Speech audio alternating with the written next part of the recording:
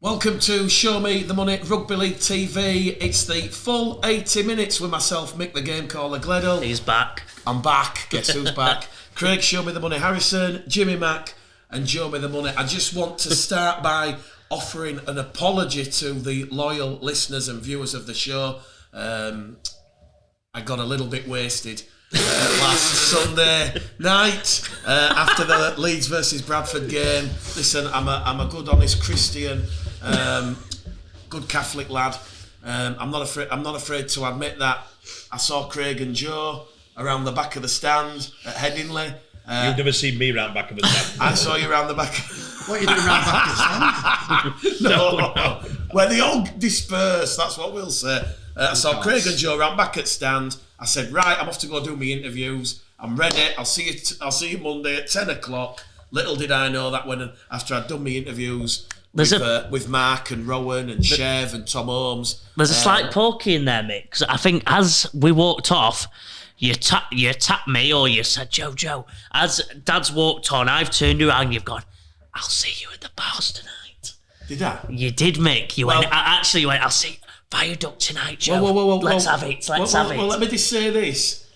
I planned to go out for a couple, and that was the plan. Yeah. I planned to be on that last train from Leeds to Bradford. But anyway, let's just cut the story straight. I finished my interviews. Someone taps me on the shoulder. Mr. Gledhill, help yourself, it's a free bar. Well, that was it. That was it. I was out with the Leeds United ladies. We had a very good night. A few of them have added me on Snapchat and Instagram. So I'm now their gay best friend. So yes, it's all good.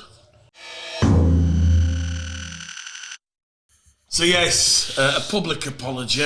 I'm not sure if I missed. A few people actually messaged me and said you need to come back. So here I am. Voice a little bit croaky after Luke Gale's messaging you now. Sorry, Mick. Anyway, look. What happened again? But anyway, yeah, listen. Talking Rugby League, it is the full 80 minutes. Don't forget to like and subscribe. And when this goes out, share it with all your friends if you love Rugby League. We're going to start with what was the sort of last block of Super League pre-season fixtures. We'll start with Hulkington Rovers against Leeds. You were there, Craig. You were there, Joe. Give us your thoughts on it. I think it was 26 points to 4 to Hulkington Rovers.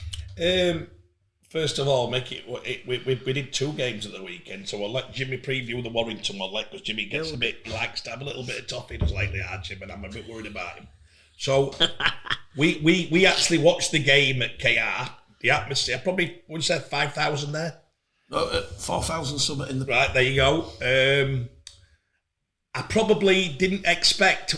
Everyone seemed a bit shocked after the game, and this is being plainly honest, at the Leeds' performance. Yeah.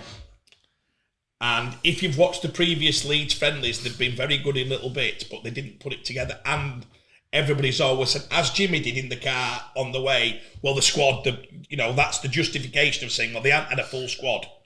But they did have yesterday up to what Jimmy reckons is 6 players, but most of them have been having 4 or 5 players out. Some of the players that were missing won't play the start of the season.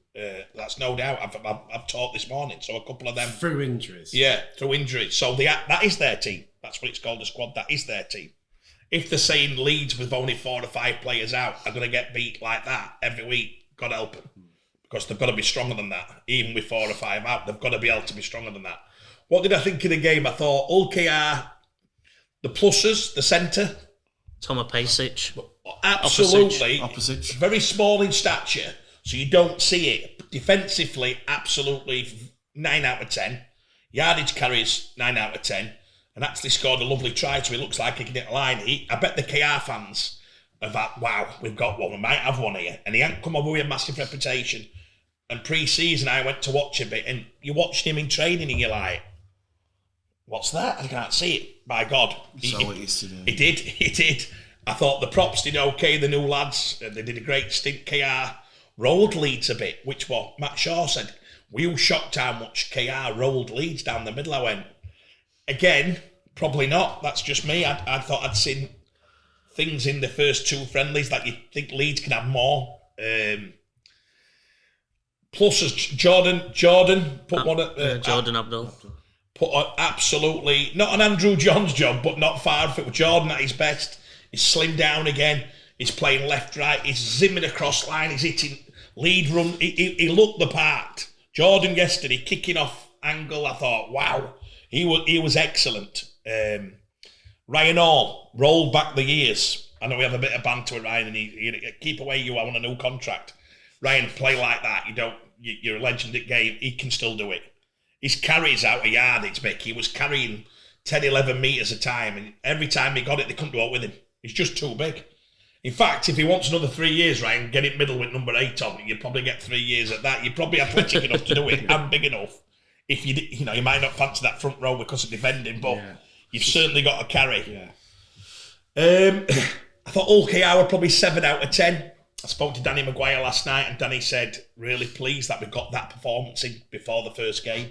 So what you'll notice in a lot of games is people will say before the game, don't really mean anything, but when after the game, it means loads.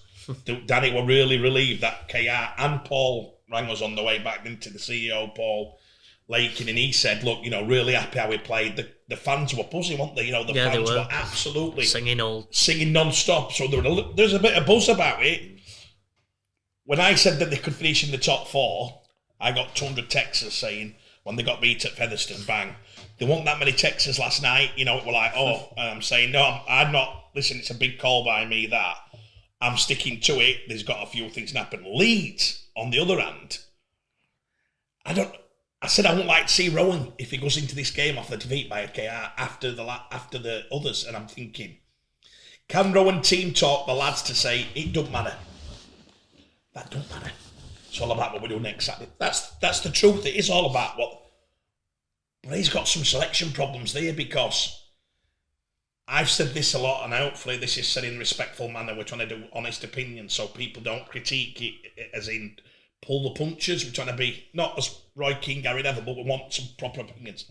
The 6 and 7 is a bit clunky at the moment. And it has been clunky for me from day deco. I've not seen probably one game where I've seen the 6 and 7, Austin and Caesar, take over the game. And we know what they are on cap. We think we know. That's too much on cap not to take the game by control. So if you're a Leeds fan or a coach, you're watching it and you're thinking, are these two going to grab this and give it a go? Well, they haven't done yet. We're going to be honest, they haven't done yet. No, I agree. We say about Cruz, and Cruz, we had a fantastic season for the last 18 months. Cruz has been unbelievable. I was saying this last night. From when Gailey, what happened with Gailey, Cruz just went into another level. Because I think Cruz felt this was his club now. He was the driving force on, Brad Dwyer were getting less and less game time. That's why Brad ultimately left. Because Cruz dominated him. And he dominated the captaincy, he dominated the game. It was fabulous. Man, wasn't it? And he actually got in when he played for the England against, it's not the rest of the world, it's the All-Stars. He was best player on pitch. At the moment, Cruz is not at that level. What I've seen, Cruz is not playing at that level. So that's 3 of the pivots. Then you've got Richie Myler at fullback. Richie don't look at that level. So either Rowan can say, don't you worry. If you do rehearsals of a pop star, Mick, and they can't sing, they can't dance, some people can do it. Rowan's got to use that one. Yes. Mikolai coming back in, whatever. Cameron Smith played about half an hour. He rested Cammy off straight away. So they obviously see Cameron as being so pivotal to what they're going to do. Yeah. He's got to get Cammy off now. So I think you've got to look at that and go, Rowan Smith going into this has to find, and the caps, let's say the cap's at 2.3. The people understand that the cap's at 1.8, they've probably got marquee. Leeds will be spending as much as anybody in the comp. There's no cap room. As openly said, there's no cap room. He had to get rid of Sutty, probably to bring some cap to get Meme. He had to get rid of Alex Mellor. Yeah. Alex Mellor was supposed to be man at match at Cash. He's rang me this morning, says, mate, what a player that Alex Mellor is. The chairman, Mark Grattan, unassuming, goes about his business, great round club. I said, he doesn't tell everybody how good he is, he just does it. So he's lost Sutty and Mellor. When you're looking back now, you're thinking, would Sutty and Mellor get in that side at the moment?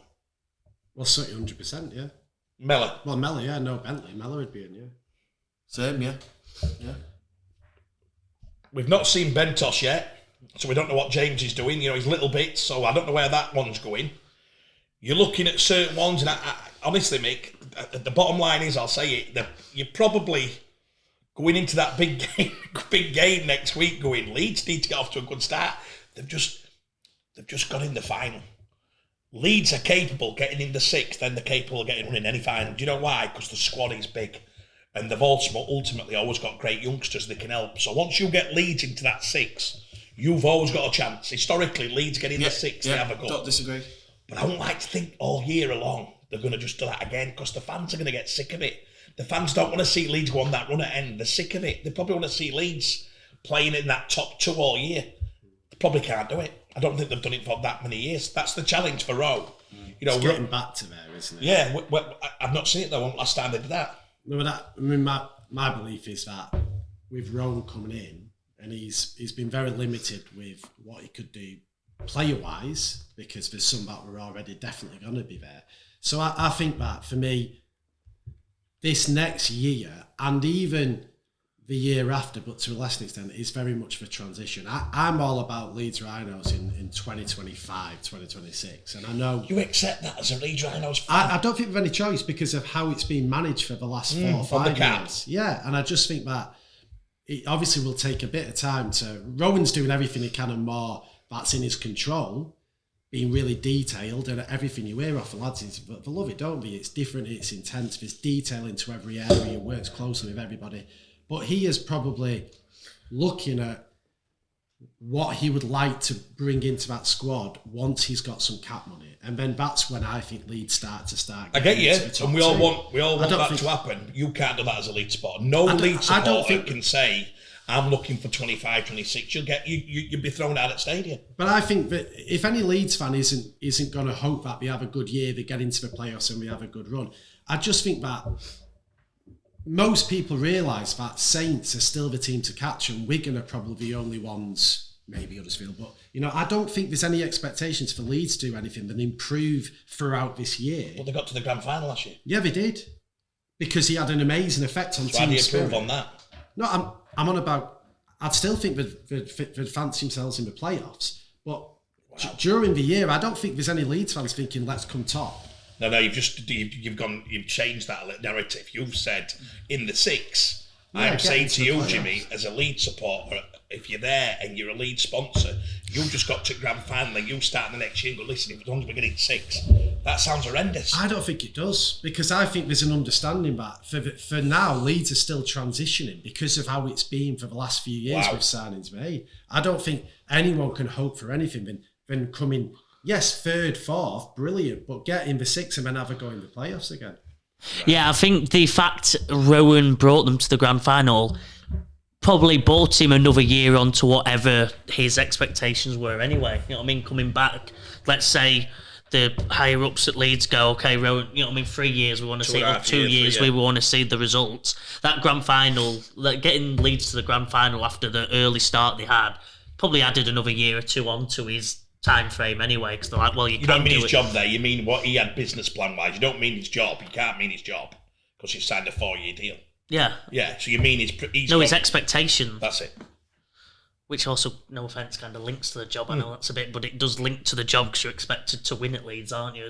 As you've said, but that's probably bought him. Not that Rowan or anyone be thinking like that, but it probably has bought him more time to do it because they're like, okay, we've seen what he can do. He can get the morale. Let's give him a couple of years now to build. They probably. I'm not massively disagreeing with Jim in that regard.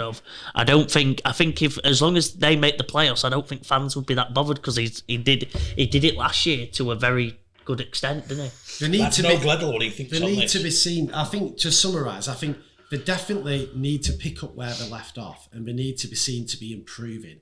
And I think with the players they've got, certainly those two main halves, who we still need to see a lot more from, Leeds fans, I'm sure, will just want to see Leeds playing a system under Rowan that's exciting and looks good. Players like Cam Smith having it, just kicking on more and more, and the new signings doing something. But getting in the playoffs and then having a go in the playoffs, I think that's... What happens if they don't make the playoffs, Jim?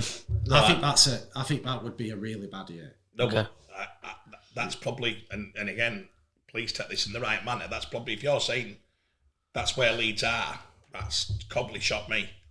I don't get why you... Yeah, but if you look at the Leeds in the last 10 years, they've won a Challenge Cup, they got to the grand final last year, but apart from them two individuals... Yeah, so Leeds...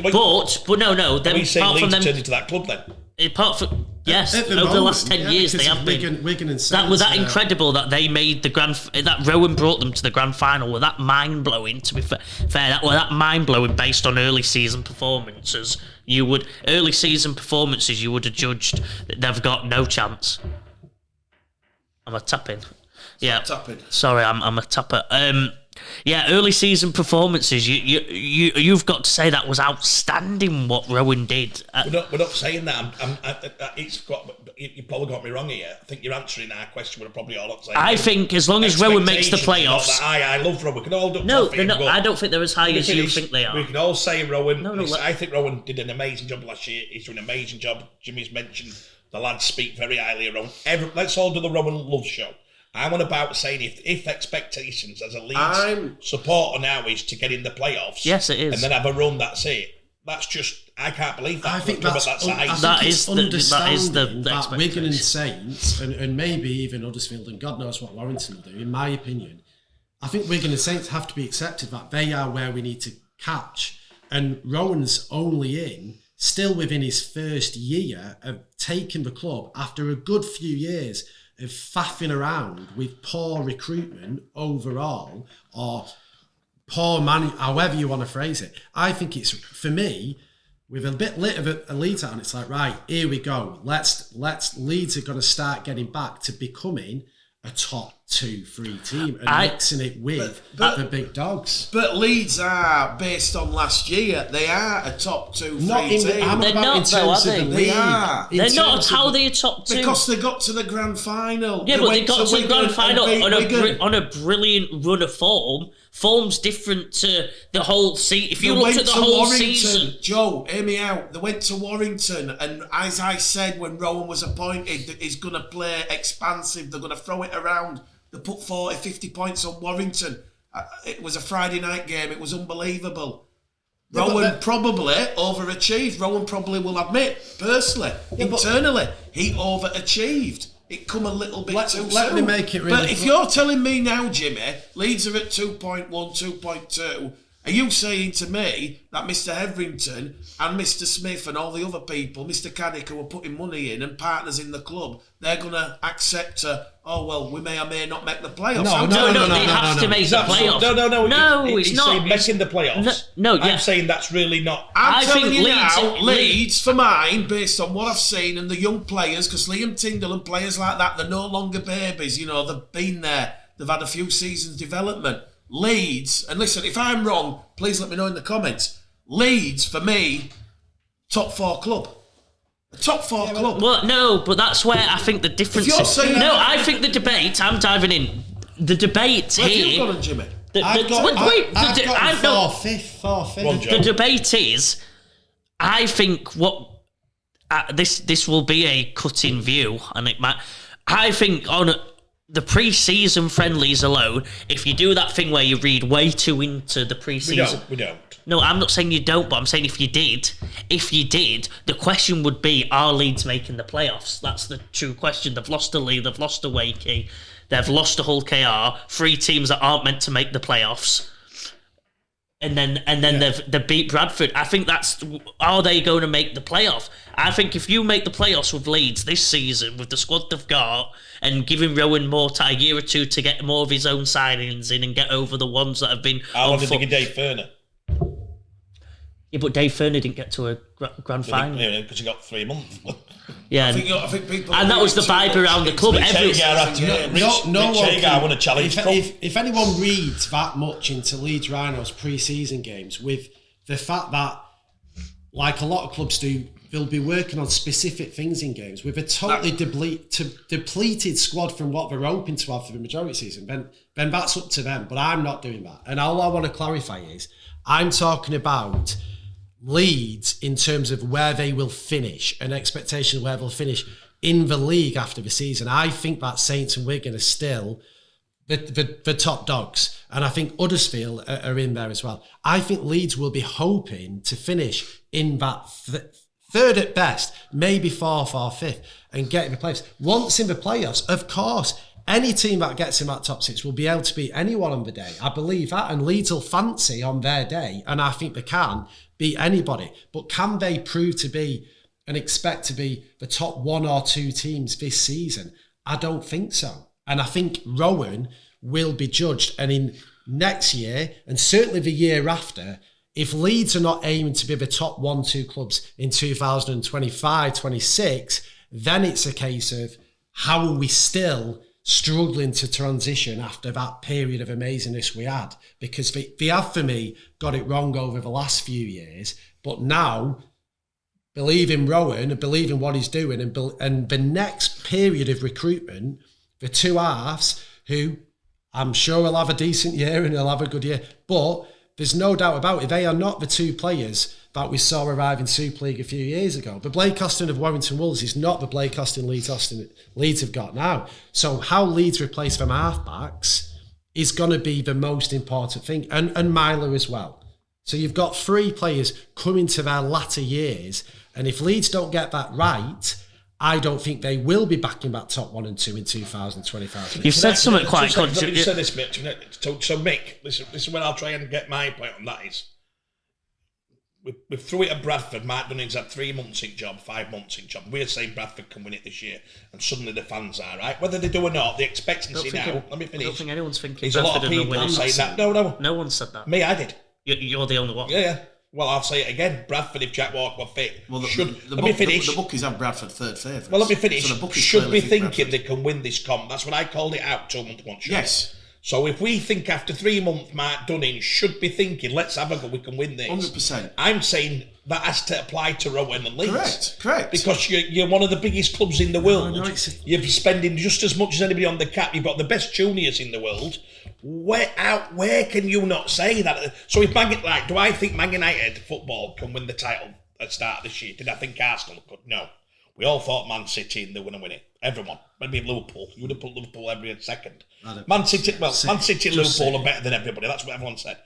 But I'll tell you now, when Manchester United board sit down at start of year and Arsenal board, they have to go and say, we've got to go for this. We owe this to our fans to actually say we can win this, and we've got to go for it. And anything more, that table won't put 5th and 6th. I'm telling you now. Yeah, but obviously let me finish. Champions League would be one because financially you can't afford to lose 120 million, whatever it is. But I think for us, and I can ask Gary, we can actually get the thing. I'm sure Gary said to Rowan after last year, what an unbelievable year. We love what you've done. You put the Leeds back. What are we talking about? What are we talking about, though? Talking about winning the league. Yeah, no. I mean, what are we talking about in terms of internally? You're going to win the league. Internally, you're arguing internally. If they said, "Oh, let's go for it," I reckon yes, they have said that.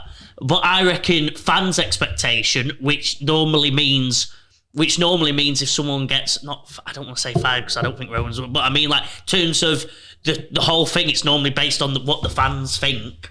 If the fans are probably thinking they're happy with playoffs. Right, yeah, but right, so that's where But I think where I'm different. they've probably gone inside. Well, if we can have a go, let's go for it.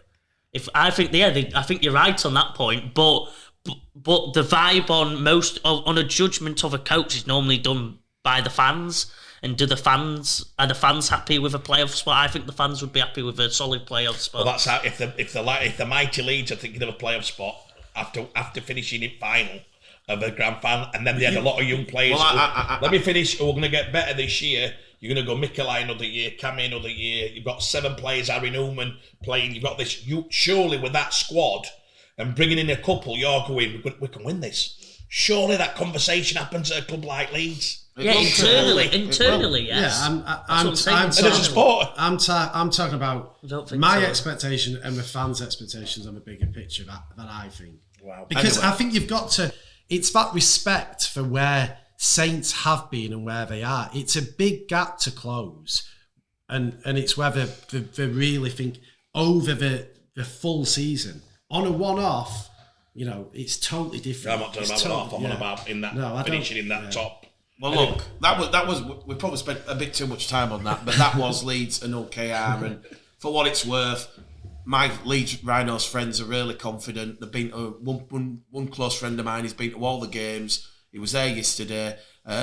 He's quietly confident because Rowan hasn't had that full strength team, and they've not put it out in any of those games. But which team has though? I know, Joe, but anybody looking at Leeds have lost on Boxing Day to Wakefield by 16 points or whatever it was.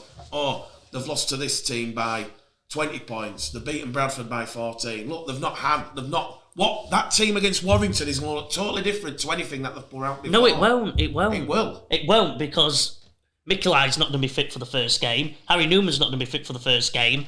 Nenny McDonald's not going to be fit.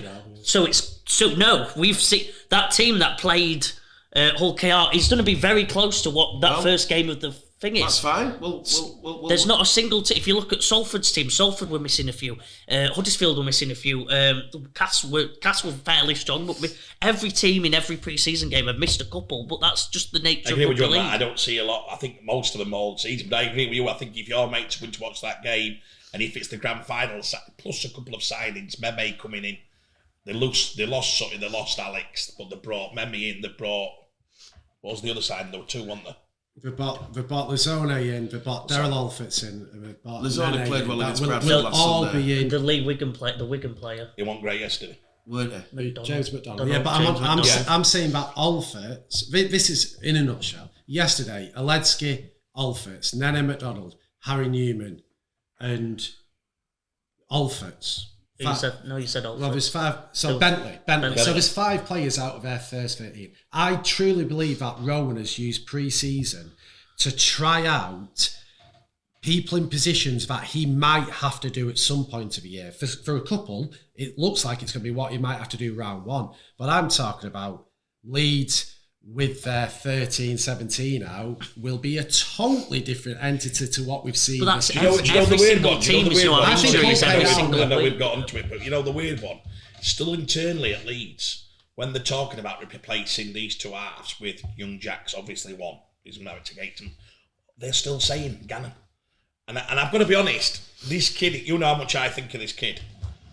But I can't see him in half. Why I've got I have watched every angle of him being an half, and I go, where are you seeing this intelligently? If you're watching, I think he could be one of the world's best second rowers. But you one of the world's best second rowers, but I personally couldn't see him at half either now. Off you go. Right, moving on.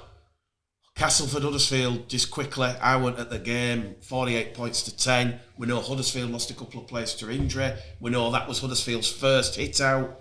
Again, Castleford, 2 or 3 games already in.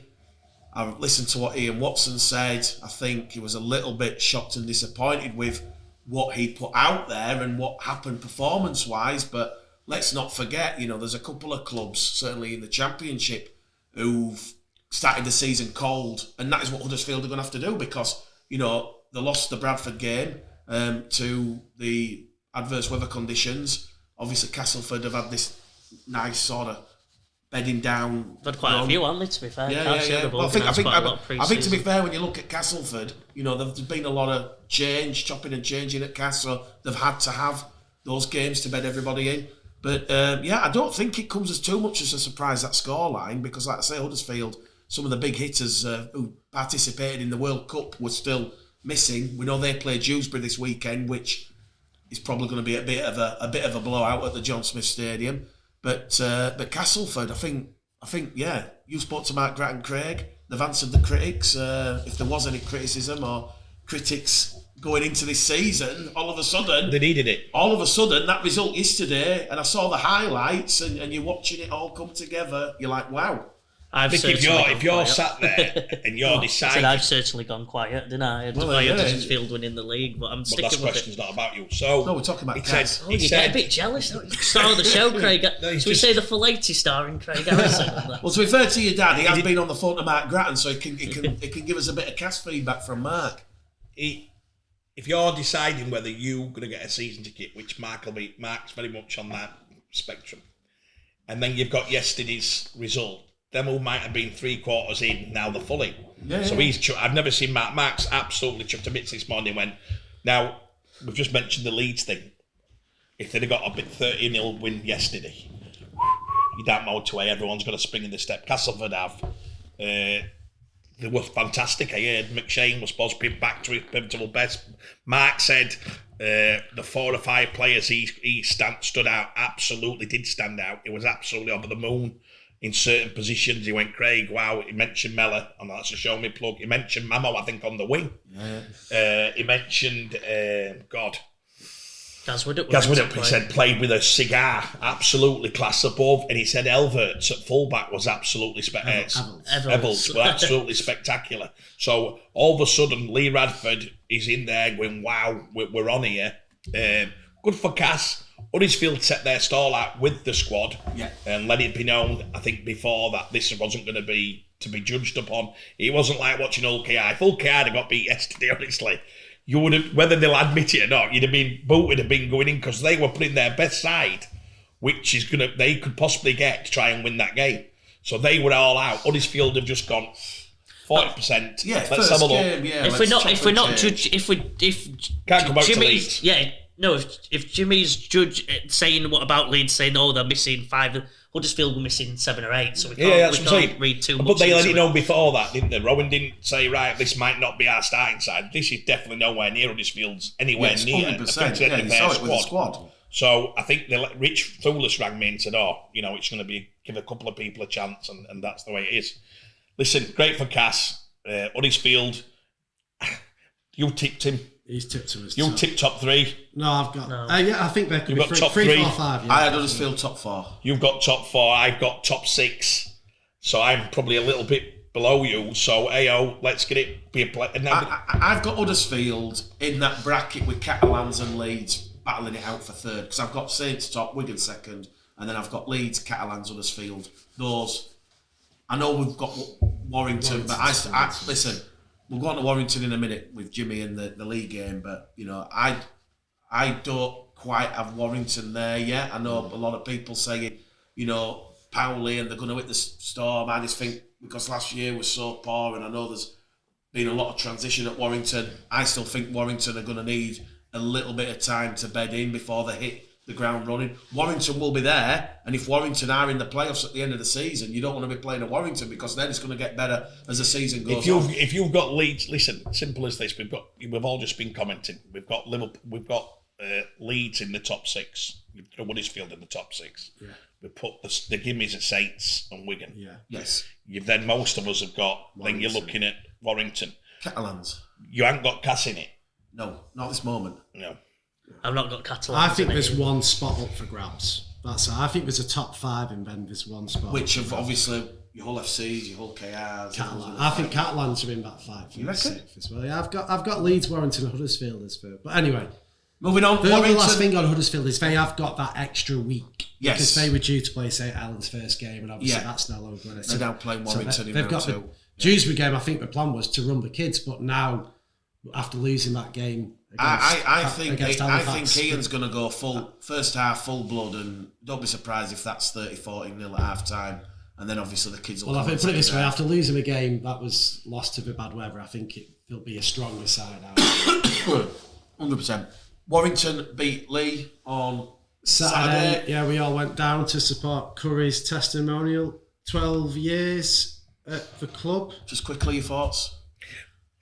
Personal thoughts, unbelievable. I've been with Ben since he was 17-year-old. He's been a massive part of showing them money. You did used to take the piss and say, they bought me a pillar famously. The lads bought me a Ben Currie pillar. Picture on the side. And it's on the sideline. He was always one of my favourite players, always will be. When you lose a player, we've lost 4 or 5 players this year, Mick, if we're being honest, as a company. And when you lose it, you some of the reasons are horrific. Absolutely selfish. You can put anything into them, and some of them don't give a flying. Honestly, if ever come out, he told the truth, what you've done for them, and I mean stuff that you can't believe, and then suddenly, bang, they've had better offer, or somebody's given them a load of shite and they believed it, and they can forget about that 8 year. That's why you cherish the Ben Curries. They're a cherish. Because they've always been there for you. Yeah. They never looked at it. Everything you've done with him, even seeing his mum and dad.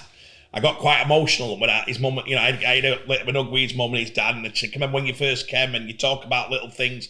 They watched the show, his dad said he laughs at watching the show. What a journey, what a player. The only thing I'm going to put one little thing on, which I hope I'm not being nitpicky. It was probably in the top 3 16-year-olds I've ever seen. It was probably in the top 2 18-year-olds I've ever seen. We were talking John Bateman and him. We'd all gone at that time on chips and curry after the England Test match against Australia. Everybody come away and said, best player there. He got offered loads of Australian offers. He stayed loyal to Warrington. And that's been on 2 occasions. The last time, if we'll be honest, we were in talks with Leeds. We was in talks with quite a few other clubs. There was loads of people coming for Ben. Carl Fitzpatrick would have been aware of everything right the way through, and Simon. So there were no hiding place. It were all done, as we always do, we think, at this company. As thingy as you can, transparent. Ben's always stayed loyal to Warrington. Do I think when he finishes, and if you watch, I don't know if the lads noticed, the crowd were right. I think it meant a lot to him because he got on the mic and the crowd went up, and when he scored, everybody were up in it. Wow. Now, I don't think Ben's ever felt that love. I think Ben at Warrington probably would have felt that emotion, felt that love and thought, wow, Ben's in his last year of his deal. It's a big year for Ben testimonially. And also, do I think Benny needs to win something? To give the talent, yes.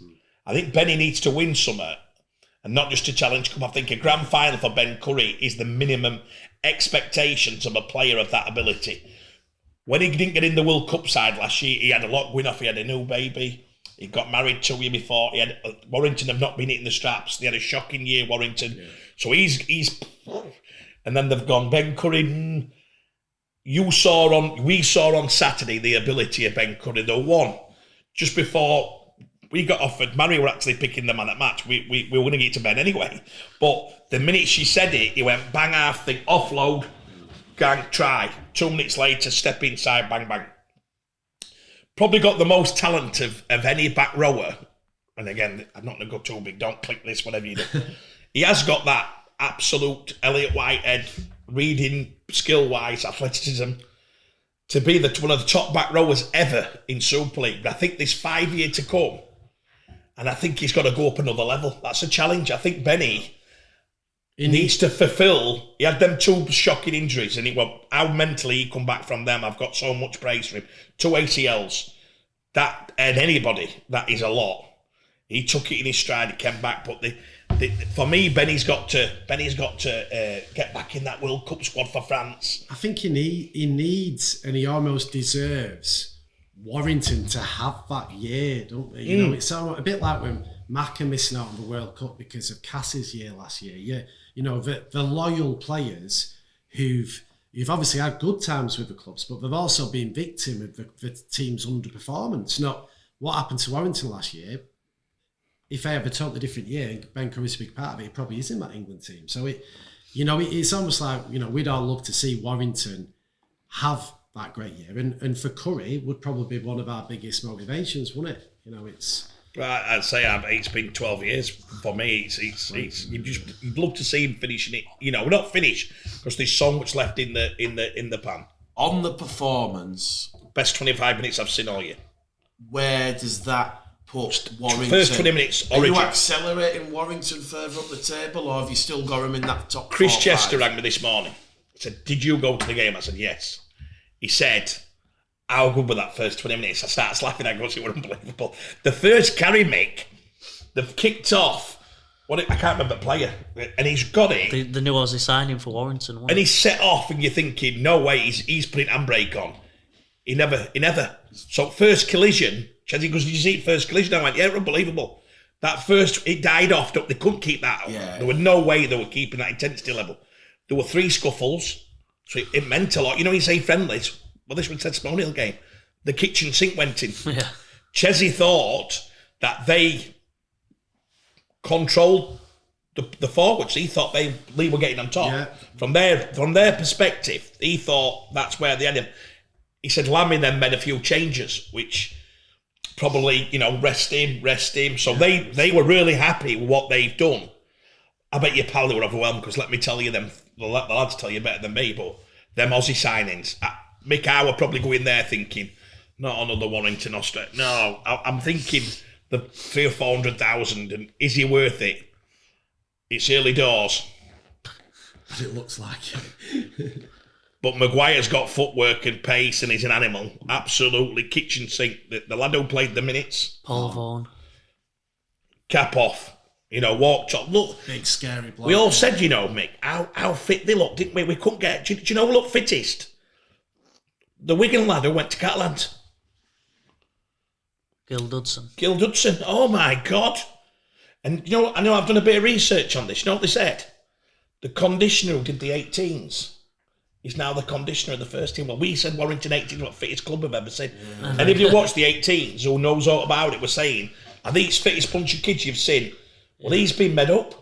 So there's... Well done, yeah. Yeah, he's done a right job. Like I said, we watched the under-18s Warrington last year, and for what they lacked in certain departments of just pure skill and that, they made up for in pure athletic strength, fitness, speed. They had the full package. Them young Wigan lads, them young Warrington players. So it completely makes sense that he's been given the higher job, given the first team job on that. And fair play to you. You've got the first team looking exactly like you had the under-18s. I thought, like you said, I thought Sam Cassiano looked unbelievable. I was a big Sam. Yeah, Big Sam looked unbelievable. He looked like he took a bit of a knock, didn't he, later on in the game? So hopefully that's not And they're hoping Maguire don't get banned. That were crazy. The last 3 minutes he's got red card. It's crazy for nothing. For dissent, we don't know what he said yet, but for dissent he said something and got a red card, so hopefully he's not said anything too bad. Like I said, Josh Maguire looked absolutely electric, powerful, fast, probably a bit of speed in around that ruck area that maybe they might lack in some of the other props that are just huge. And like I said, Sam, Gil Dudson and Paul Vaughan are all just big monsters of men. And then, like you said, Chips and Currie, man of the match, and rightly said, it was his testimonial, so he would have got it anyway, but he probably was the man of the match. George brought some of his World Cup form in his line breaks. He made quite a few of them throughout the game. Looked good. Drinkwater was the manager of the squad. Totally controlled it. So yeah, brilliant. Leigh. In my opinion, Leigh's issue will be, from what we've seen in pre-season alone, and obviously, like you said, this could be completely wrong once the season gets going. I don't see loads of tries in that Leigh side. From what I've seen in, I think. He said they didn't have Mellor. When I questioned that, he said, "Well, Mellor's a bit of a line breaker for him and a little bit of a it's very free spirit, a little bit of that." Yeah, so him and Lammy, if it, I'm not saying Jeffrey's not, but I didn't realise they had Mellor. I thought, oh God, Joe Mellor, Joe Mellor, a bit of off the cuff style. Yeah. So then, well, at the moment, like I said, at the moment, from what we've just purely seen, there's not been loads of tries them in the lead game. It was solid. Zach Hardacre has looked like well, I can't believe you've said it. So I asked Chris Chester, could we have Sam's going to put this out for us, and I'm going to let one of you two talk about it. So we saw Zach, and Joe's just said it there, do something which was absolutely any young fullback in the world who was trying to look. Mick, he did a 3-on-1 defensive read, and how he got back. I'll let you two describe it, but then me. Yeah, you're there. Now I'm going to get out for you. No, we He's up again. Well, go on, Jim. You do it. I've been talking. So you got George Williams running at him, and he's got Matty Ashton coming on the touchline one side, and Danny Walker coming inside him, and Zach deals with it. George delays, doesn't. If there's one or two things he could have done, but he thinks he's going to do enough. And Zach just wraps it up. Well, I'll tell you what I'll do. We've got to put the clip on first. I've asked for it because it was that special. I rang Chesney. It was one of the best defensive plays I've seen. It was a pre-season game, but you see that sort of level in Origin. It were unbelievable from Zach. Like I said, 3-on-1 with George Williams, one of the best running halves, running at you. With, like you said, Matty Ashton, who's probably 10.1 on GPS. You've got Danny Walker running. Like it's Matty Nico. Matty, is it Matty? On the right-hand side. Oh, well, Matty, someone else on the right-hand side. He's got Matty Ashton coming down wing and Danny Walker inside. And he's played... Danny Walker, Danny Walker. So then he's played it out, he's waited, faked that he's going to run to Matty Ashton to make the tackle. That's drew George to pass on the inside, so Danny Walker, and Zach's put out red George, faked the right, gone to the left, made the tackle on Danny Walker, and stopped to 3-on-1. And it were one of the best defensive. And as much as anything, often in those situations, the fullback kind of thinks, I'm screwed, and just goes in and puts an hard tackle on and lets the offload. I mean, George should have created a try there. That's my criticism of George Williams, is, and always has been, as electric and dangerous as he can be. His decision making for me is, that. But Zach it was all about Zach, that. And that was one of the things in that game I were most interested to see. I was quite excited to see Warrington, hoping that they are going to put last year behind him, and see if Drinkwater can provide the role to allow us to see George do what he does best and not put anything on George to try and organise a game, because I think they'll be in a similar situation to last year. So and it looks like they could create a good partnership where Drinkwater does, like Joe says, manage the game, let George come in with little bits of go yourself and a bit of craziness. So that were promising. But for me, it was a game of 2 halves, and we took Max along with us, Matt Simpson, and he said it well at the end of the game, where for me the first half was all about Leigh. I thought Leigh were really good. Warrington have still, they're going to get better and better, like you say, I think, as they get used to playing together. I wouldn't be surprised if it's a bit of a sort of slow. Well, I think, a bit like Leeds last year, I expect to see more of them as the season goes on. But Leigh was so good and matched them physically in the forwards in the first half. At half time, I was like, well, Leigh have got to be miles happier with that than Warrington. But then in the second half, it was all about Warrington. So it was a game of 2 halves for me, and some positives. Some more positives for Leigh, because they had a real good go at him, and for me, Leigh's job is to not go down and to try and distance themselves from the relegation battle. And based on what we've seen, I think they can do that. I think they can not get dragged into it. From what I've seen, like I said, from our covering Leigh before, Dad dived in on me. Zach looked unbelievable. Ricky Latelli looks unbelievable. It seems like they've nailed a lot of the signings. They look like they've got plenty of squad depth. Like you said, a few of the big ones got took off, put on, and I think they're going to be such a hard team to score big points against. I think all the games they play are going to be dead tight, close, arm wrestly type of games, because they've got that many strong months.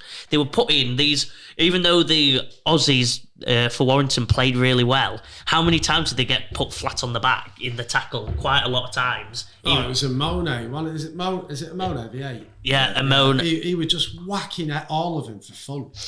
Just really battled him. Yeah, they were tough. They're just going to be such a hard team to... I think a lot of Super League teams are going to be going to Leigh thinking, oh God, because we're going to get smacked about, we're going to get shoveled into the ground, we're going to get every single move put against us, and it will just be a nightmare. And I think through that, then they'll put up a lot of... I think they'll get the wins to comfortably not go down. And also, every single game you watch will be an absolute barn burner of defensive tackling, of big hits. And I think there'll be a lot of highlights coming out of Leigh this year for the tackles that normally get all the views on YouTube and that. So that was Warrington Leigh. Just a quick mention, Salford went down at Hunslet by 44 points to 18. Again, it was a Salford side, very youthful. The main Salford team obviously got beat by Wigan in the Powell testimonial there. And obviously there was Wakefield 0, Hull FC 56. I've not seen any of that game, but there's a lot of problems for Mr. Applegarth and Wakefield, who I've got in that sort of bottom four. Did you see the squad? Did you see the Wakey squad? Craig, I have not seen anything from that game, but even if Wakefield have played the kids, you don't think they've had a good start? You don't think they've had a good pre-season up to then? Are you just judging that one game? I'm not judging the season on that one game. No, pre-season, I said. Yeah, I'm not judging their pre-season based on that one game, because I know for the first half against Featherstone last week, Wakefield did struggle. Second half, again, like Jimmy said, very hard for teams like Leigh to match that intensity. Certainly those teams that are used to it week on week in the Super League. So I'm just saying, Craig, Leeds, obviously Boxing Day. Yeah, I'm just saying, from what obviously I've seen, that is, I would not have said 56. I would have not have gone for 56-0. I think you would have if you saw the squad. I think they had a very... He'd called it. Corey Hall rang me and said, I'm playing fullback. I said, you haven't played fullback since you were 15. He said, we've rested. Yeah. No, So it was literally, and the other team had come to do the job. I think Wakey have had a great pre-season. That they seem really happy. Your problem with Wakey, Mickey, is they're probably rested players because they're scared that they get anybody else injured because the squad's that thin. That's probably a representation of what you're watching, which is dangerous. If you've got to rest at least 8, you go, oh, don't play them 8 in case any of them get injured. We're going to have a nightmare. It means your squad's not as strong, and that's the deadly bit because you are going to get injuries. Ultimately, if you look at Wakey, and somebody said to me last week, if Wakey got, let's say we all pick 3 players out of a team, yeah?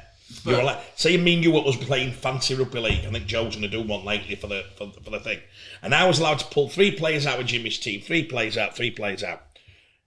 The better teams, mate, would be able to carry on without them 3 because they could go, well, they could use. I would say, Wakey, if you pick 3 out, let's say, we'll try it now. Let's say we pick out the halfback. Lino. Mason Lino. Let's say Lino's out. Now, we're all right. We're thinking Morgan. But then you go in Morgan and Gasky, right? For me, my opinion, I prefer Morgan with Lino. Yeah. Okay? And then we go, let's pull out... Uddy. No, Uddy. Yeah, Uddy. So then they'd have to play K, what's he called, the winger that they're on about using at hooker? Liam K, or again, Morgan Smith. You lighted that one. Let's pull out one of the props. You look at that and you think, so I think Wakey would probably have a nightmare. Would Cass have a nightmare if we pulled out Westerman? Macca? Adam Milner goes in. Yeah. Adam Milner goes. Yeah, well, Castle have got the least depth. You know what I'm saying? So I'll pull out. I'm going to pull out Macca. I'm pulling out Westy because I'm allowed to do it on Cass, and I'm going to pull out Gazwoodham. Yeah. Can Cass still win? It's a fair point what you're saying. That's why the favourites to come bottom because they've got a wicked squad. Yeah. Well, that's the good thing about Leeds. What I'm trying to say, what is in Leeds' favour is I actually reckon you could do that with Leeds and they could still carry on. I think that's where Leeds are strong. I think you could go Cameron, Mikelai and Bang, and I think you could still go. They've still got a depth in squad. KR have got a great depth in squad. You might not be the best side, but you take 3 out of KR. Yeah. You go Mikey Lewis, you go Parcell, and you go George King. They potentially could just go bang, bang, bang, and they wouldn't be that far off. We would have put in the Rowan, Jez, bang. I think Wakey are on that cusp that if they got, I wouldn't like to think. No, it's a fair comment. It's for that reason why, when people are trying to pick the boxing, Wakey are the favourites to come last because they have got the weakest depth. That's how it is. But injuries, if they get lucky with injuries, if other teams that might have 3 or 4 deeper, it might balance out. Wakey need some luck this year, and the team spirit you're on about. If they've got that, they're off to a good start. Because if Wakey don't have that, then they're in serious trouble. But thankfully, it sounds like they're having, it's a new look, fresh coaches. And if they can get a bit of luck with injuries, then they can fight. Do you know what's interesting, mate? We've all not mentioned Hull in any way. He's not really 6 week at show. We've not really mentioned. We did the ins and outs. How many players have you got there? Sutty, Truey, Laney, Brown, David Little who scored yesterday. I'm missing one, so you should have told me that because I missed one. They get one comic, so I hate doing that. Because you're asking me off the cuff, and I'm like, he apologises. I think. But let me tell you what I'm saying is, we've all been very quiet about Hull, haven't we? No one's really. We haven't mentioned him in 6. You haven't mentioned him in 6. You haven't mentioned him in 6. You haven't. I haven't. No, I still think Hull are in that sort of way Warrington were last year with that transition. But you look at one thing you can say about Hull. If Tony he gets them going, and if them players gel, they can go from an 8 to a 1 or 2 potentially. No. Yeah, top 3. No. I do believe they got. This is my opinion. If they got on a run, you can throw it into the Huddersfield bracket where you've got that. They can fight. Every bit as good I can throw into Huddersfield. Well, they've clearly thrown money and invested. Potentially, they could stay there, and it goes Pete Tong.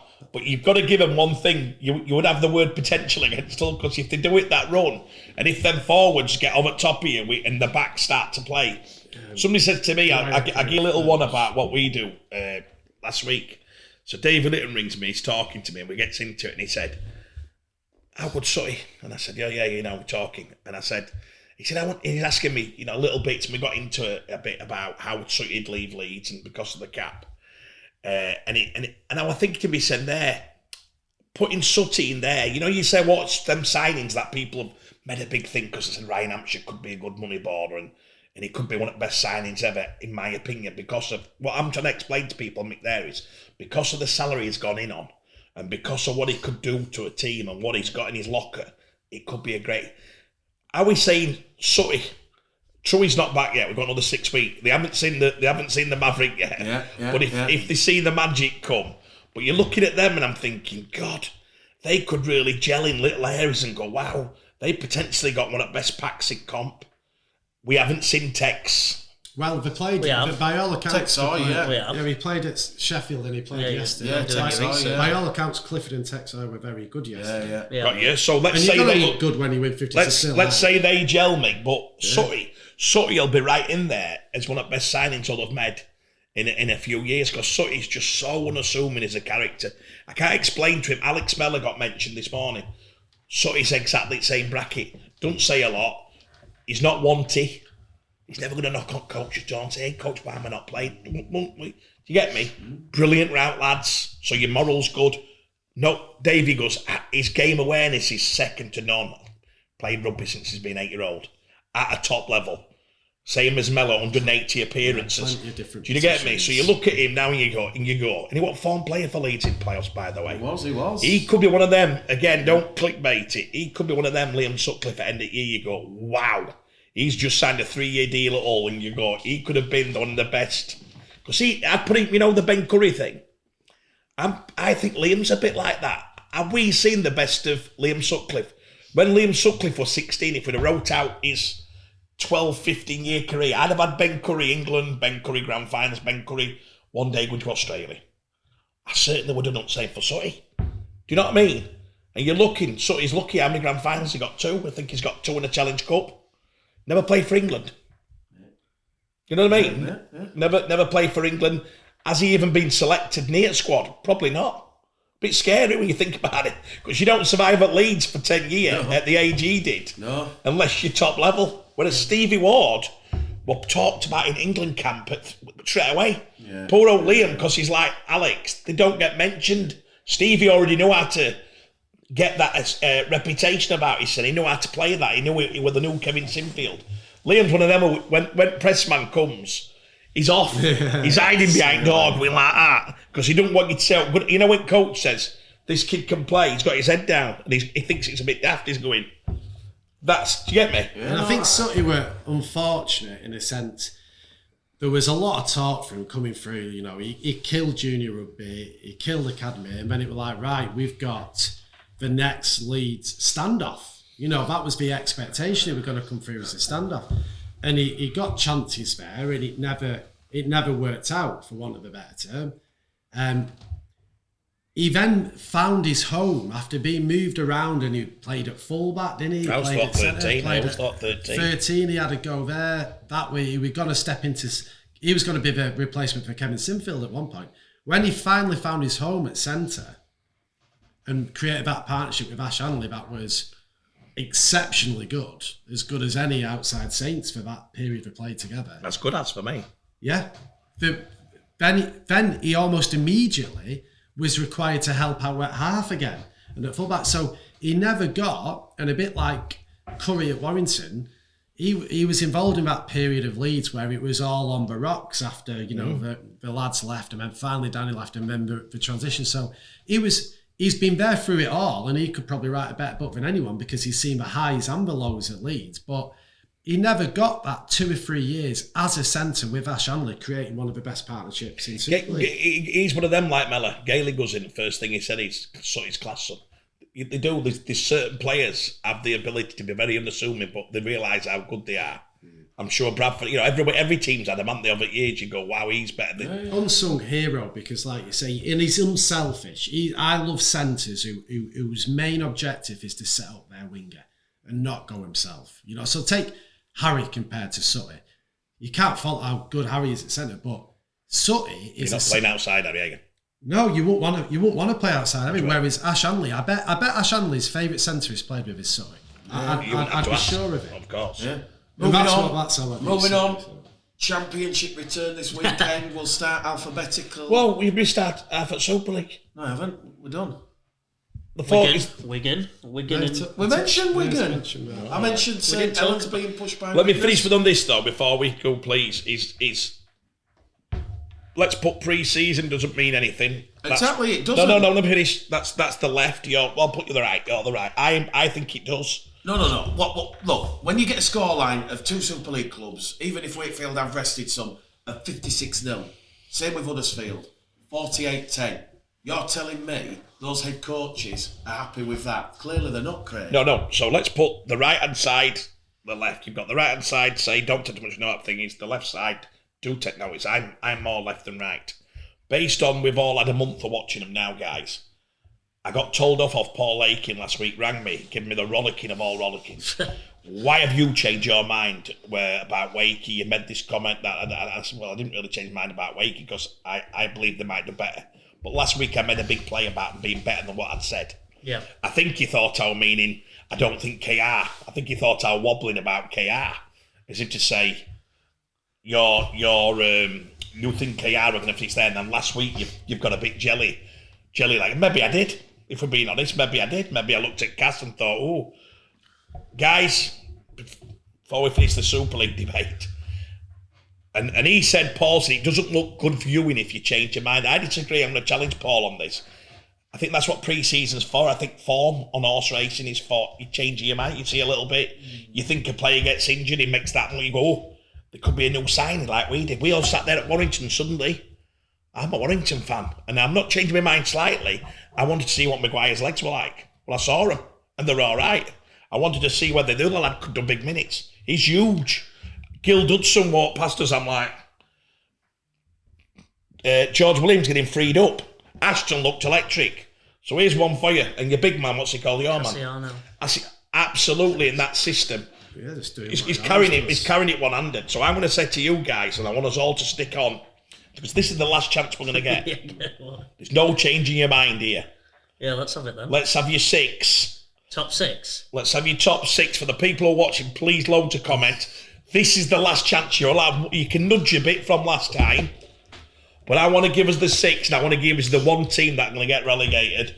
Why are you looking at that? Let me finish. The league table, just so I don't forget. No, you should already know. You're not surely looking at that, CO. Surely. At this level, you're not looking for it. So we've got your 6, and we've got the 1 or 2. Let's put 2 down, or 3 that might be in the 3, and we know we'll leave that lovely middle, as you said. Right, okay.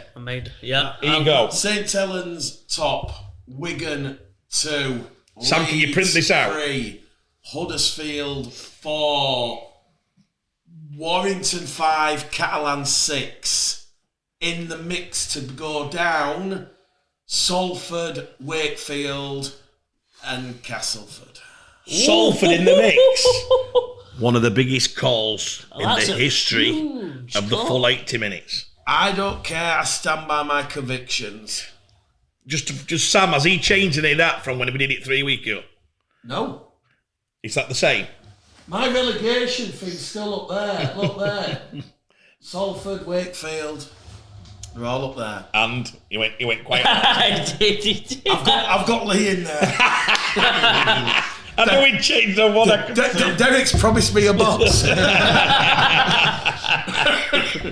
Joe, have you not got Leeds in your 6? Have you got Leeds in your 6? I've got Leeds 3rd, yeah. So have you left out Cass and Hull KR? Yeah, he said Cass. Yeah, I think no Hull clubs. No.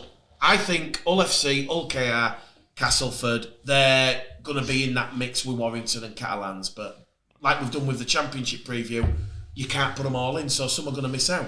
But listen, I wouldn't be shocked if Hull KR did finish 5th or 6th, or Hull FC finished 5th or 6th. Yeah. But I'm just backing Yeah, Saints, Wigan, Leeds, Huddersfield. My top 6.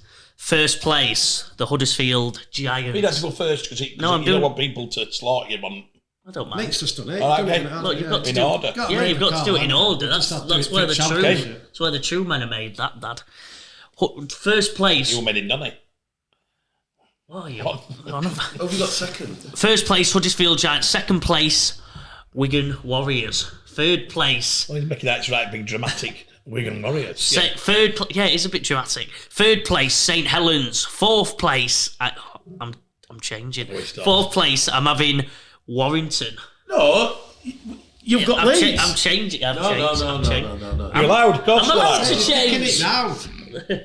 Fourth place, I've got Warrington. Fifth place, Leeds. Sixth place, the Salford Red Devils. Oh, that's a right swing. So you've got bottom three, and then that's the biggest swing of the day. So Salford are the yo-yo. Jimmy. Oh no, you're bottom two, Joe. Bottom three. I'm same as you, Mick. I had Lee in there, but recent four. My bottom three. Is Wakefield, Castleford, and OKR based on that? No, it was Wakefield. No, it was Wakefield, Lee, Castleford, but Castleford have been playing well. I don't know. You've got to pick We three, don't have to, Joe. we We're not don't. sitting on the fence. By bottom three, you've got to put Wake in there, sadly. Whether they get relegated or not is a different question, but I think it'd be tough for them not to be in the bottom three. Who are the other two? Uh, If you're moving Joe, Lee think up, about your future in the game. How you means win. It's Castleford's not something OKR that now. can turn up at any ground and they expect him to say what he says. You, my son, will not be locked out of every ground if you. We've had to do it on champ. We've had to do it brave calls. We have. That's what we're here for. I'm gonna put Lee in there. I don't think they'll get relegated, but I think they'll again that bottom three, and then Your Salford card is not to put one at Hulls in here, Lee. It's full Salford there, which leaves him isolated. I think my bottom three it will be OKR, Cass and no. My bottom. He's moving Cass up after the big win. Yeah, that's the debate in my head. I'm gonna go Cass in there as well. I'm seeing red as it morning. Jimmy Mac. I've got Saints and Wigan total coin toss. Yeah. Huddersfield third. Yeah. Leeds and Warrington coin toss. I'll go Leeds 4, Warrington 5, That's where I've got one. Catalan 6. Yeah, With pretty much. Hull FC, a real chance of knocking Catalans out of the top 6. Well, FC. There's a chance of knocking Catalans out of the top 6. Then I've got Salford and Cass chasing them. And then I think the bottom three of Lee, Hull, KR and Wakey, but I've got it being just too much for Wakey to survive. Yeah, that's good. Yeah, I'm not going to make one on this. I'll tell you what because he won't do it. I'll tell you what Hang this on is. 1 minute. You can't start this You've topic got of us all to discussion say it. and then say Okay, no. Cass and Wakey, Well, bottom three. I think professionally I can't do that because it conflicts of interest on No, my it doesn't. clubs. You've put your colours to Just HMS. made us all You've do said, it. okay, I can be top 4. It were on Sky Sports. So, Craig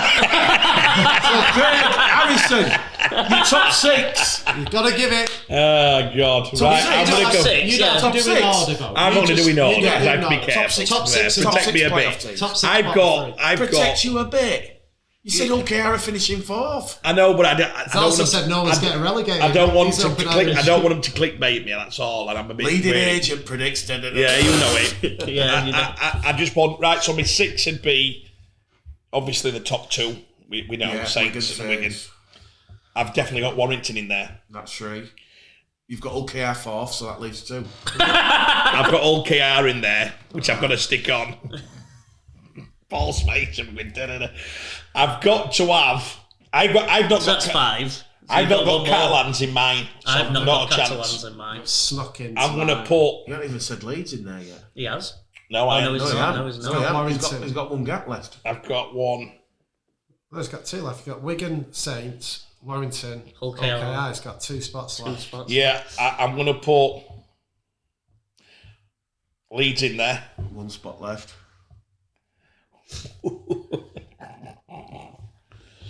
So Catalans. Not a chance. Right. You'll kill me for You've Steve got- Mack for that, but we haven't got any players there. You've so not, I'll put play that. Huddersfield, you've not put Huddersfield in yet either. I know that's me. That's me Huddersfield, 6. Cass, So I think Salford. they think I have a go. I'm going to put Huddersfield in there. Yeah. Right. There you go. And my 3 bottom are going to be obviously. I don't want to say obviously. Please, You please. just did. Don't say that. Leading agent says Wakefield, but Wakefield obviously because of the odds, because of the squad size, unfortunately they're going to have to fight their way out of it. I did say last week I think they will. I'm going to throw Catalans in there. Steve Mack's going to chuck me over the edge, but I've not seen enough. I know we'll get loads of points at home, but I don't think they'll travel as well this year. That's the headline here. Leading rugby league. Leading rugby league agent predicts Catalans who were in the grand final 2 years ago. They tipped it to win the grand final. Yeah, I did. I just feel, and then I'll have to put in. Oh God, It's just Leigh are good. Leigh, this is my scary bit. Leigh, and I've not seen Hull live. I know what to expect of Cass, so I know that they'll not be there. They'll have enough quality at home and get the points away. So you have to go Leigh. Ooh. You have to go Leigh in that 3. Unfortunately, that's me being honest. The uncertainty of how they'll handle that. I just, Catalans are my. You've got Salford as your.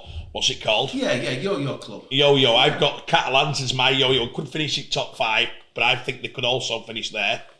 Who's your Yo-Yo? Have you got one? I've not really. Mine's pretty ordinary. But I think Hull FC are a team that, like you said, I think Hull FC are a team that could do really quite well if they keep people on the field. But they always seem to struggle with injuries. Do you remember Reddenley a couple of years ago, first game of the season, destroyed a good lead side and we're like, oh, it could be on. And then we went like that. So Hull FC, I think they've got a chance of nicking that 6th spot off Catalan.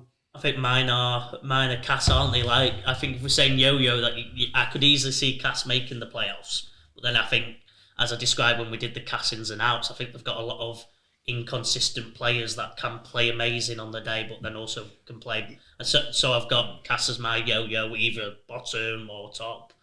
Mick, just to finish that off, how you give us a really intelligent view, which I know is hard for you. Now, if you give us a really intelligent view of what repercussions, Mick, is it of a club that go down next year? Because I can't get my head around that, and you're very educated to be able to answer this for everybody. If one of them go down, how they've got 1 year to get back up in the vote? Is this what was? No. Whoever goes down. Look in the camera, because they need this one. No. Whoever gets relegated this year is potentially never going to get back. It'll all depend on how strong they are on the grading and the pillars. So let's just say Wakefield, who everybody seems to be thinking are going to go down. We're not saying they are going down, but that's just the general consensus. They're favourites. So Wakefield go down. As we know from whispers and there's already one championship club that ticks more boxes than a current Super League club. So we think that's potentially Toulouse, potentially York, one of those two. That club that comes down, if it is Wakefield... I've got you. You're saying it was one of them who's... Oh, if got Catalans you. If Leeds Rhinos went down, don't matter. I've got it. So if Leeds get relegated this year, they'll be straight back up. Because Leeds are an A. Yeah. Got it. It's going to be those clubs that are Bs, like a Castleford, an Hull KR, a Wakefield. If they go down, there's a chance the door's going to be shut on them. And this is the same the other way. Championship to Super League. If Featherstone were to go up, yes, we know Featherstone are in the top 5, as we said on the Championship preview show. The top 5 Championship clubs, based on the pillars and the gradings and the ROI, return on investment, are Bradford, Featherstone, Toulouse, York and Widnes. So they're the top 5 clubs. Wow.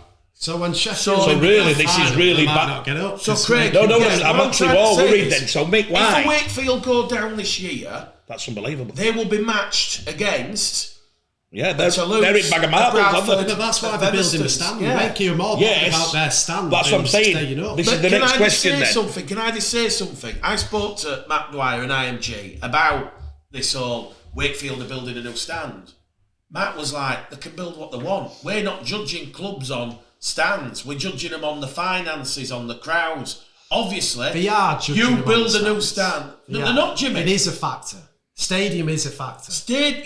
Owning your own stadium and having the facilities 24/7 at your beck and call is going to be a factor. But building a fancy new stand is not. Where the payoff will come on. This come from IMG on the back of building a new stand, you should see more corporate growth. You should see your crowds increase because no longer are you in the stand that leaks and you get wet when you go there. Or no longer are you in the stand where the roof is 100 years old and goes dirt and then comes back down. So you're at the back there watching it. It can work against you, but it can't work for you as much. But it can definitely work against you. Yes, it can work against you. So, like I say, I'm sure Michael Carter and John Minards, the CEO and the chairman of Wakefield, fully understand this. When that main stand is built and operational, there's going to be a 12 to 18 month delay in the money that brings in on the financials. So, but what's not making sense, Mick? This is all probably coming at the wrong time for Wakefield. Yeah, that's what I'm saying to you. This is what I can't get my head around with your statement then, and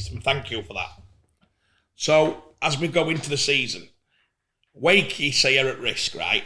100%. The only way they're not at risk, am I right in saying, if they stay up, are they still at risk the same? Oh, that's it then, it doesn't matter. But if I counter that, I think listening to what Mick said, if Wakey did pull off maybe your best hopes that you're saying they could surprise a lot of people and maybe middle table, that will work extremely for them because its on-field performance is measured quite highly. Some on-field, like the Championship clubs know they've got. So Wakey, if they stay up, mate, what they don't want the other club to be is a Leeds Saints or they probably need that to be. Okay, what I'll say to you is this: I view it as simple as Wakey are bothered about Fev. Wakey do not want to swap places with Fev.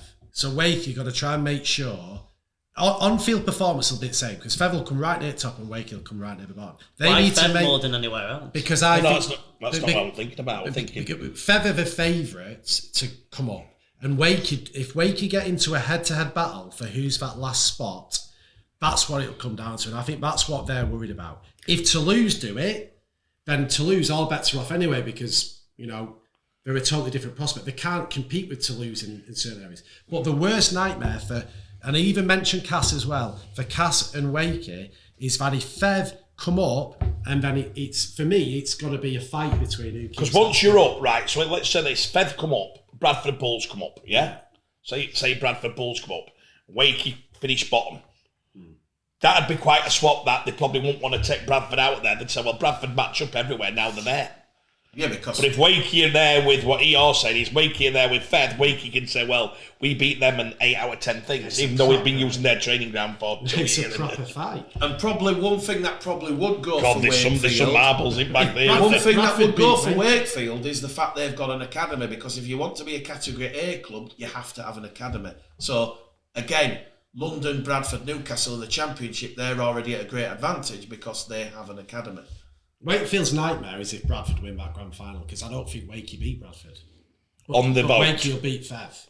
How? Right, brilliant. I've got it now. That's it. So everybody out there is wondering why Wakey are not smashing the carp and spending marquee. It might not mean that much. It doesn't matter, Craig, no, because you're all being graded on your club. Wow. And Wakefield currently will be graded on a half-built stand, on average crowds of 3,000, and how many junior players that come through, how many junior teams they won. This is why I was trying to explain to someone the other day. Wow. People going on about Bradford and finances from 10, 15 years ago, that's not going to be a factor. So Keighley, if they win it, are probably not going to be able to stay up anyway. They'd have a real very, very difficult chance, yes, because... That's what I think clubs are... So it's so excited that Keighley is still throwing kitchen sink in and having done it, isn't it? Because that's why Keighley have been doing so much off the field. Have you seen the owners? The owners come out and complained about the system. He's complained about it, saying it's not fair. Because they know. He was hoping to be on the owners know. The owners know that IMG have a list of a select few big city clubs. That's what IMG want. Here's one for you, Mick. If we, as shown with the Money TV, carry on improving our figures and carrying on figuring out our sponsorships, by the way, we're still available. We're open to sponsors now. Let's say I wanted to get the Championship next year as a broadcasting. Sam says to me, Craig, can we buy this equipment and we can do 1 game a week, maybe 2, and this cost at the moment, the broadcast deal costs what? £200,000. That's what the current broadcast deal is. So we put our thing and say we want to do it, we want to put this game live on whatever, maybe a free channel and YouTube, whatever. Maybe YouTube, by the way, it's quick. It'd cost you £200,000 to get the broadcasting deal at the moment. That is what Don't forget, Premier Sports is now Viaplay, but yes, the current Viaplay deal has carried over from Premier Sports. So yes, Premier Sports paid £200,000 for 2 years, effectively £100,000 a year. And on that, so that one, the best thing for the Championship then, it is what we've said on this show, me and you 10 years ago. And I pleaded with the clubs, didn't I, to go independent. You did. And if they then, so next year, let's say they decide who it is and the Championship's one strong team of 12 with some great clubs in Toulouse, York, Bradford, Featherstone, Keighley, Sheffield. I'm surprised you said that. Is this for next year? Yeah. But if you did that right, you've got them clubs in there. If they then wrapped up a deal to show this game a week and they did the previews and they did you get the playoffs, you get the grand final, you get everything wrapped in there. Sky have got nothing on these now, it's just all. Correct, yeah, Sky have wow. The bridges as well. Well, I'll tell you what, if you are a broadcaster, and I'm not going to plug this because we might be in, with some investment and whatever, that'd be absolutely fascinating because that's a hell of a bargain, isn't it? If you looked at playing maybe, and you were allowed to put maybe 1 to 2 games a week based on your figures there, Mick, that's incredible, isn't it? Because you could put that out, and what you're saying, 50,000 views? Average of 50. Well, last year, the top 2 games were Featherstone at home to Leigh and Leigh versus Bradford. Over 70. And let's say we get X amount. I think the average were about 40,000, was it? Over 70,000. Look. And has everyone got access to, if it was YouTube, would everybody have access to YouTube to be able to watch Correct, it? yes, because and it's not costing them anything. No, it'd be live and free. So they're getting their money back by charging £15 a month. Yes. Yeah. On the way we get the money back on YouTube if they paid us. Sponsors. They paid us. Yeah, we could do it for $4.99 a month. No, on YouTube, I would not be putting. I get you. You would not put it on a paywall, not at all. It'd be live and free. Because if you did Championship YouTube, Rugby League. if a big champ thing got like it's got to cost 70, 100,000, but if you get 100,000 views, you're probably getting quite a lot of money. Yeah, I'm going to say that's the bit. I'm not thinking about that. Right. And Sam, the quality of YouTube. What difference between quality of YouTube and watching this tonight? If you had the right technical... It's just about cameras, it's how good the cameras are. But can you get that type of vision on YouTube? Yeah. It's for camera. Yeah, they put the Champions League. When the Champions camera. League, which is behind BT paywall, it features an English team in the final, they put it live and free on YouTube. Wow. Yes. That's a game changer, isn't it? So what we're saying is devalue the champ this year, bring the price right down so you can afford it. We buy it for 20 grand. No, because put it out let's be honest, I'm going to get Championship a plug here. This new company, not Premier, this Viaplay, do no type of previews to get people to watch it anyway. My mate Kev R said to me, "Is Gailey on today? Where do I watch it?" My criticism of Viaplay is when I spoke to them, they just said, look, is that because you never got the gig for doing the... No, it's nothing to do with that, Craig. I'm quite happy doing my radio commentaries and radio work. It's what I was born in, and I'm very happy. And those people that were listening yesterday, some of the feedback was amazing. Thank you very much to everybody who listens to one of those radio commentaries. But the point I'm trying to say, Craig, is when I spoke to him, because I had so many people saying, where's the offers, Viaplay said, look, our commitment to Rugby League is basically taking over the old Premier Sports contract. So that's a very deflating response. Do IMG promote that? Are they part of promoting Champ and Sub League? Yeah, so IMG... So seeing Gailey go everywhere IMG, to try and get this game what they've done is... touch wood, we don't know what's going on, but hopefully IMG are reaching out to other broadcasters for Championship.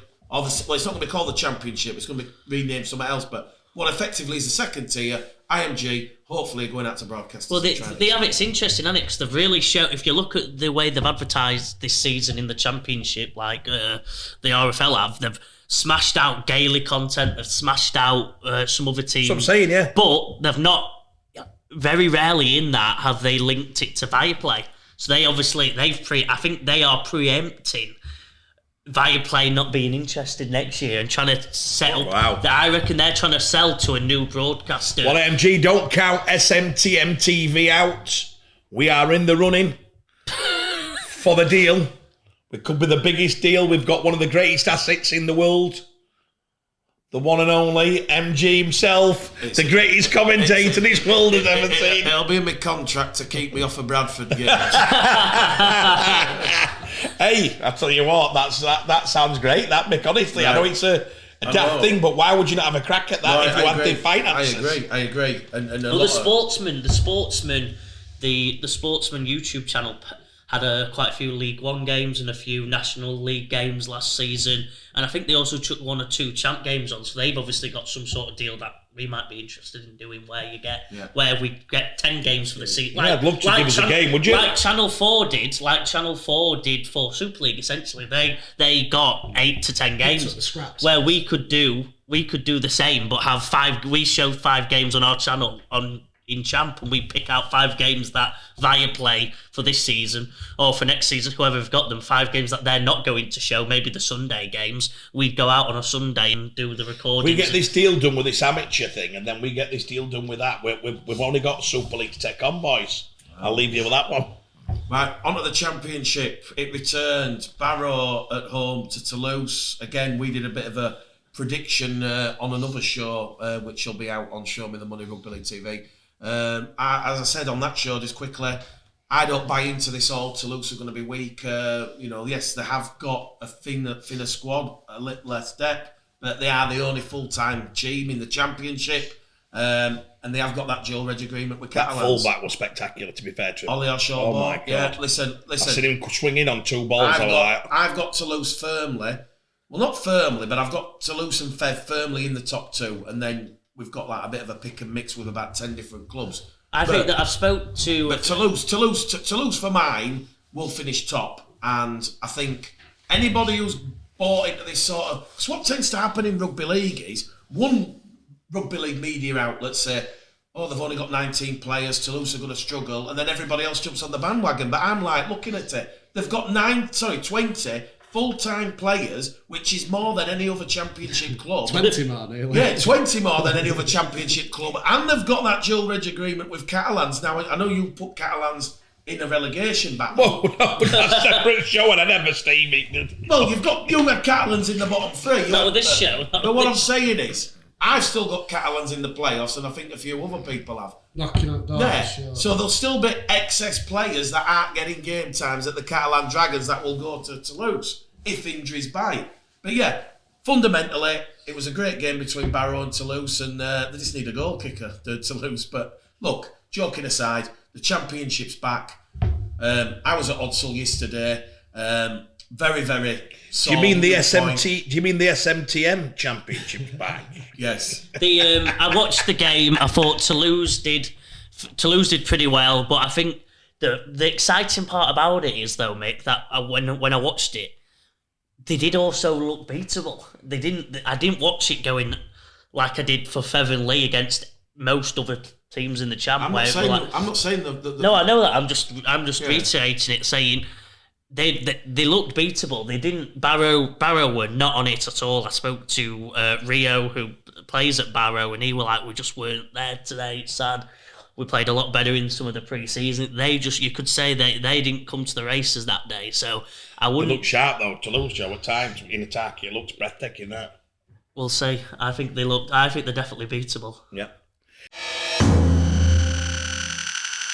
So Barrow 4, Toulouse 24. Yesterday I was at Odsall. Great to see a crowd of nearly 5,000 there. A lot of effort being made by the Bradford club to grow a new fan base. Obviously on the back of, if you've lost your lapsed fans for whatever reason, create a new fan base, and fair play to Bradford. They had the biggest crowd of the weekend. You know, there were more people at Bradford than Warrington, Hull KR. What crowd would it be? 4-8. Yeah. Wow. You know, there were only 3,000 at Wigan, 2,000 at Cass. That's amazing effort, to be fair. 1,600 at Wakefield. I know you can't compare Championship games against Super League pre-season friendlies, but 2,100 at Halifax. Yeah. Listen, there was some positive crowds. Brilliant crowd, and it shows that some of the Brad fans are very much willing to give this. Have been excited by the off-season business. Yeah, 100%. They're ready to give Dunning a chance and give these new players a chance to right last year's wrongs, isn't it? 100%. Obviously, the big news coming out of that game was Jack Walker. Craig, you spoke to Jack. I saw him yesterday. Very teary-eyed.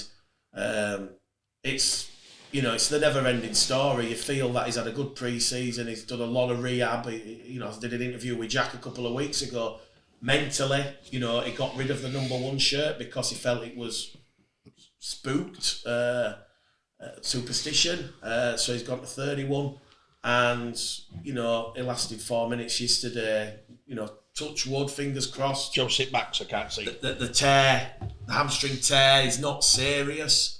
We're led to believe he's going to be out for 4 to 5 weeks. I guess the negative part for Bradford is in the next 4 or 5 weeks, you're playing them big teams. You've got York on Monday, then that's followed up by Withers, Toulouse. York, Bradford on Monday. Yeah, York, Bradford next We're Monday. definitely getting them product. We're definitely having to go with that championship. So yeah, next Monday, I'll be here, and then I might just be walking to, where is it? Wheaton, Panama. Yeah, Wheaton's there. I'll take you there. Yeah, he'll drop me off at train station. Yeah, and literally. then we're off to York. I'll tell you what. Why don't we? I'm meeting Clint on Wednesday. Why do you want to do it? Do you want to ask if we can do a live radio? It's Wednesday? It's on Viaplay, that one. Yeah, but the ones we would attack are the Sunday game ones that don't get any coverage at all. Okay. Well, I'm already there next Monday, Craig, on the radio. So listen, Jack rang me. I rang Jack after the game. He rang me back. He put private stuff to that, which I'm not going to talk about, but definitely upset. Wow, I don't know how much you can look on a player of that ability. It's just one thing I did say is, looking backwards, and if you could change things, I suppose I said it a month ago. I'll say it again. Stevie Ward, Jack Walker, Harry Newman. All made debuts at early age, all suffered horrific injuries. I think it's a lesson for us all. Maybe give them time. Joe made a comment in the NFL. They don't 21, 22 before they're allowed to play against bodies men. To play against men. I think we've got to look at it.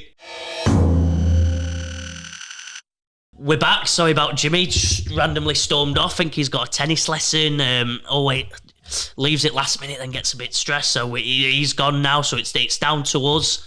I was making a point about how different sports, especially again because it's just my knowledge base in American sports, how especially in the NFL, which is comparable in terms of hits, in terms of the physicality, damage. Physicality is the word. Thank you, mate. Yeah, physicality. That's the comparable one, and they don't allow people to play in the NFL till at least they're 21. That means they've got to finish 2 years of college before they're even allowed to think about playing in the NFL, because it's that physical, that intense, and bodies aren't fully grown. I think full-grown bodies are finally develop at the age of 23, 24, and so we're expecting 17-year-olds to go out there against men, and I think that's probably why I get so passionate about the reserves not being taken seriously and all that, because it should be an amazing comp where we wait for these players to come through. Which players we're on about? What's your case study on? Jack Walker. You said it earlier, didn't you? No. Yeah, well, obviously we're talking about Jack Walker here, where he's played loads. He played a full season and a half at 17 years old, a grand final, which is a lot for any 17-year-old. Say, obviously, we've got Harry Newman, same sort of situation, unbelievable player, but had injury issues because maybe he's been put in so young. As Stevie Ward, I think. Because we watch a lot of Leeds, where basically I'm sure there's case studies at every club where they've put them in young and ended up getting injured. And I think there probably has to be something to be done about limiting the amount of games a 21-year-old can play. Because without it, I think we will keep seeing it more and more, especially with the COVID years where these lads haven't played 2 seasons full off at any age and probably missed a lot of games that they normally would have played because of COVID, which means they're probably not as developed, not had to go through the same whacks and bangs to toughen up their body. So they're going into it young and fresh bodied, and they're sadly getting injured time and time again. We're seeing it more and more. I think we've all said it. Jimmy said it. I've said it. You said it. With the injury, it'd be nice to see this. It'd be interesting to see the statistics on injuries for especially 22 years old and younger in Super League, because it seems like it's happening more and more. Do you know historically? So I'm bringing in. Point, Joe, I want to bring it in. If I was the RFL chief man, I would limit appearances for 21-year-olds and under to a certain amount. Is the average age for a championship player younger or older than a Super League? Like, would you get how many 19-year-olds are in championship? Very few. Very little. This might make sense. I got you. So you potentially, as a young player, got better chance playing Super League. Correct.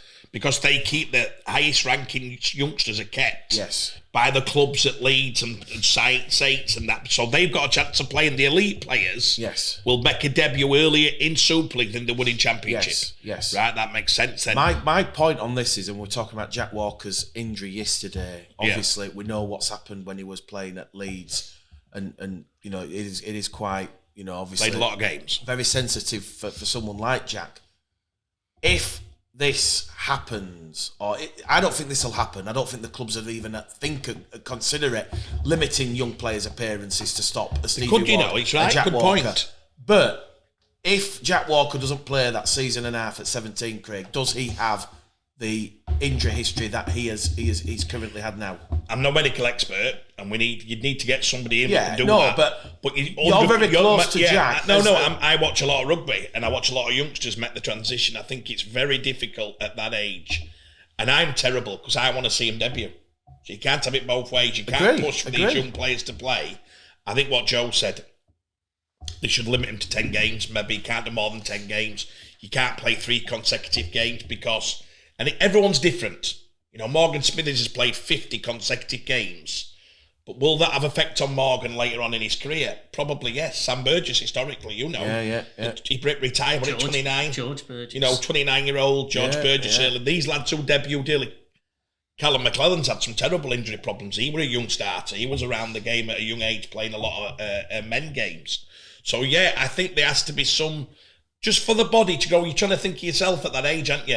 And I thought I could take Wildon, but then you try and... I didn't realise this till somebody said it.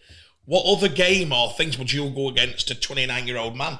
There's not many times an 18-year-old man would walk in and do many things at the same level as a 28-year-old man. It's very hard for you. You might say, you know, you I suppose somebody say, oh, well, you can drink at 18, so can a man. You can do this at 18, full-time job. But you're not mature. Your body's not hardened. I know that for certain, Mick.